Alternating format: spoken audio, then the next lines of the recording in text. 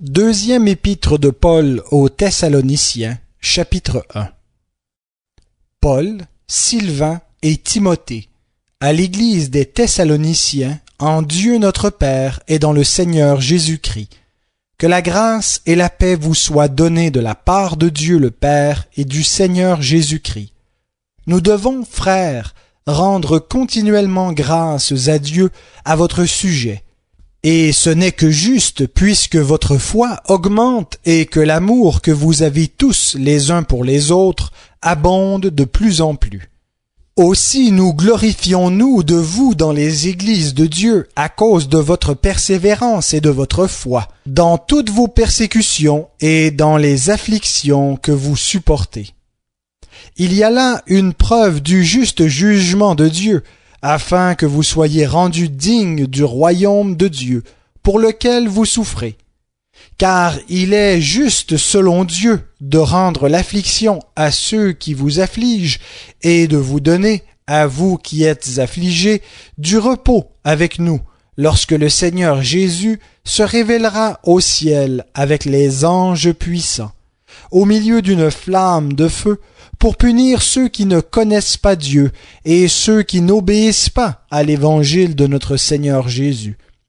Ils auront pour juste châtiment une ruine éternelle, loin de la face du Seigneur et de la gloire de sa force, quand il viendra pour être, en ce jour-là, glorifié dans ses saints et admiré dans tous ceux qui auront cru. Or, vous avez cru à notre témoignage.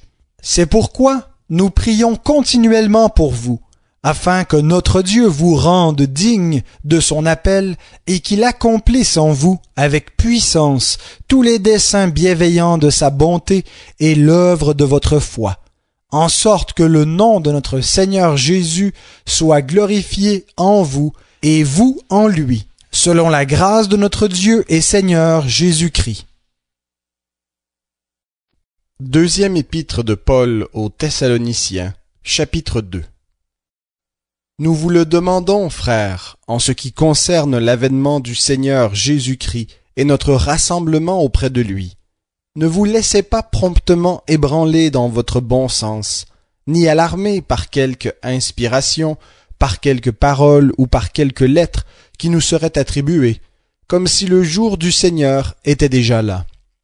Que personne ne vous séduise d'aucune manière, car il faut qu'auparavant l'apostasie soit arrivée, et que se révèle l'homme impie, le fils de perdition, l'adversaire qui s'élève au-dessus de tout ce qu'on appelle Dieu, ou qu'on adore, et qui va jusqu'à s'asseoir dans le temple de Dieu, et se faire passer lui-même pour Dieu. Ne vous souvenez-vous pas que je vous disais cela lorsque j'étais encore auprès de vous?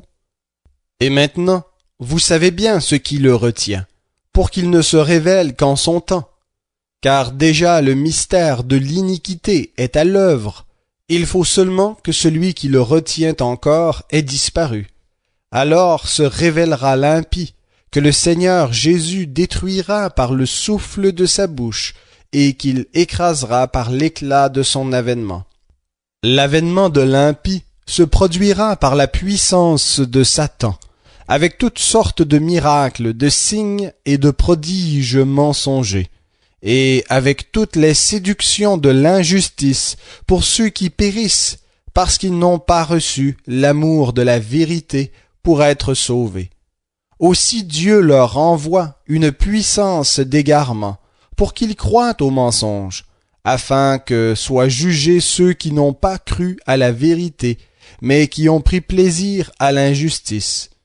Quant à nous, frères bien-aimés par le Seigneur, nous devons continuellement rendre grâce à Dieu à votre sujet, car Dieu vous a choisi dès le commencement pour le salut, par la sanctification de l'Esprit et par la foi en la vérité.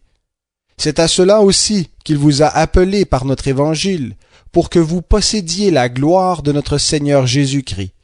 Ainsi donc, frères, demeurez fermes, et retenez les instructions que nous vous avons transmises, soit de vive voix, soit par lettres, que notre Seigneur Jésus-Christ lui-même et Dieu notre Père, qui nous a aimés et nous a donné par sa grâce une consolation éternelle et une bonne espérance, console vos cœurs et vous affermisse en toute œuvre et parole qui soit bonne.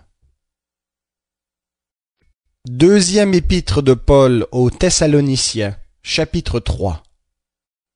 Au reste, frères, priez pour nous, afin que la parole du Seigneur se répande et soit glorifiée comme elle l'est chez vous, et afin que nous soyons délivrés des hommes insensés et méchants, car tous n'ont pas la foi.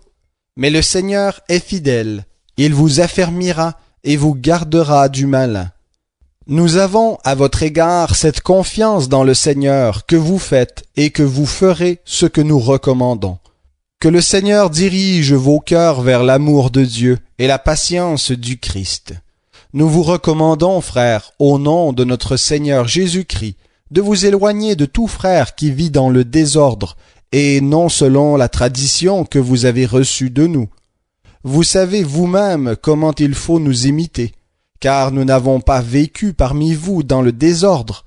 Nous n'avons mangé gratuitement le pain de personne, mais dans le labeur et dans la peine, nous avons travaillé nuit et jour pour n'être à charge à aucun de vous. Ce n'est pas que nous n'en ayons le droit, mais nous avons voulu vous donner en nous-mêmes un modèle à imiter. Car lorsque nous étions chez vous, nous vous recommandions ceci: si quelqu'un ne veut pas travailler, qu'il ne mange pas non plus. Or, nous apprenons que certains d'entre vous vivent dans le désordre, et qu'au lieu d'agir, ils s'agitent. Nous invitons ces gens-là, et nous les exhortons par le Seigneur Jésus-Christ, à travailler paisiblement et à manger leur propre pain. Pour vous, frères, ne vous lassez pas de faire le bien. Si quelqu'un n'obéit pas à ce que nous disons dans cette lettre, prenez note de lui, et n'ayez avec lui aucune relation, afin qu'il en ait honte. Ne le considérez pas comme un ennemi, mais avertissez-le comme un frère.